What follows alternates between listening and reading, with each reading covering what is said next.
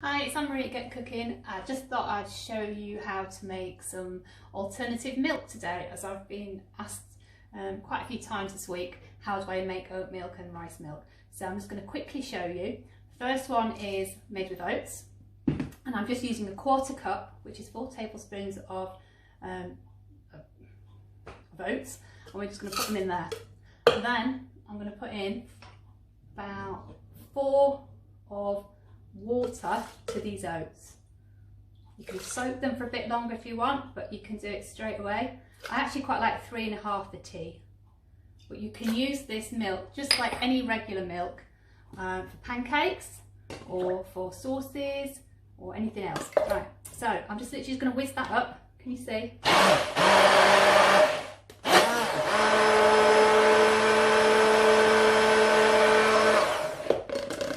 If you haven't got a whizzer, you could mash it up with a potato masher after it's been left to stand for a while. The longer you leave it, then the more kind of milk it is. But as you can see, it looks quite milky. And then all we need to do then is get another jug. What I normally do is strain it first through a big sieve, like that. Then all those bits you catch, you can add that to flapjack, or you can add that to smoothies, or you can add it to pancakes. Just puts a bit more protein and fibre in there. So that's a good one.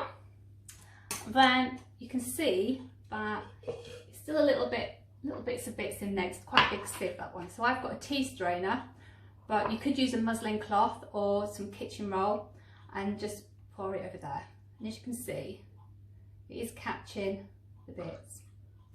But basically, 4 tablespoons of oats makes about 120, 150 mils of milk, which should be enough for a few cups of tea or, you know, your breakfast cereal. You can keep it in the fridge, but it does tend to separate. But to be honest, it's so quick to make, you're best off just making enough for the day. There we go. There's some big little bits there. And so we have some really thick, tasty oat milk, if you like milk. I actually don't like milk, but my kids do, so hey, but who doesn't like a pancake? So this is really useful because this much milk, you put the equivalent of flour and 1 egg. In fact, actually, I probably have 1 egg to a bit more than that, so I'd probably do an extra spoonful of oats. But you know, a bit more milk. There we go. So that's that. Then I did earlier, I did exactly the same thing with rice, but I did it 1 to 4, and you get that. And that's when you've literally just rinsed off the rice, put it in a jug, and then whisked it up with some water. But it's quite thin. Can you see? I don't know if you can see that it's much thinner than the oat milk, and there's not much flavour to it. If you let the rice soak for a bit, it's sort of a little bit better consistency. But you can do this with any of the nuts, like almonds, cashews, and just soak them overnight and then just blitz them up, and then you've got your nut milks.